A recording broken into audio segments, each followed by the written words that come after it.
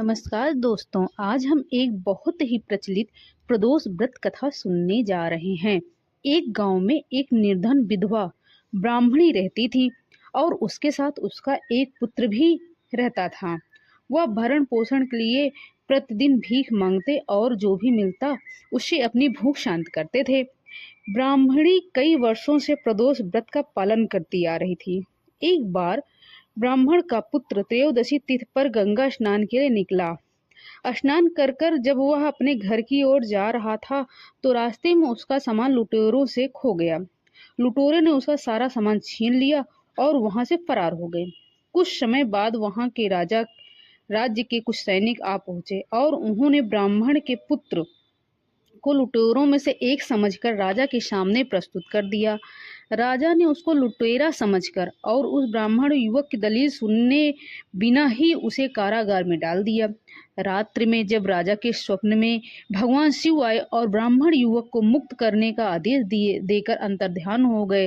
राजा नींद से उठकर सीधे कारागार की ओर पहुंचा और युवक को मुक्त करने का आदेश दिया। राजा युवक को साथ लेकर महल लौटे, जहां राजा ने उस युवक का सम्मान किया और उसे दान में कुछ मांगने के लिए कहा और युवक ने दान के रूप में सिर्फ एक मुट्ठी धान मांगा।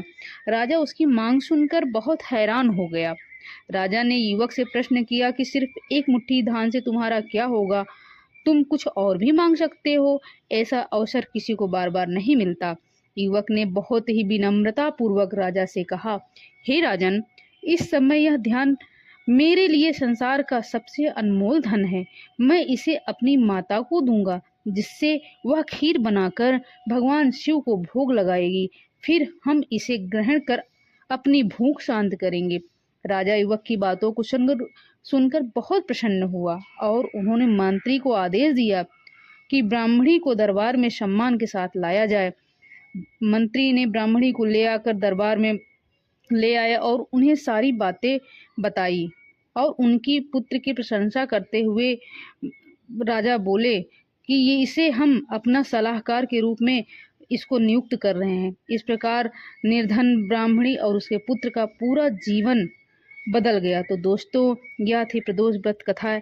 ऐसी और कहानियों के लिए हमारे चैनल को सब्सक्राइब करें और हमारे वीडियो को लाइक करें। आप सभी का बहुत बहुत धन्यवाद।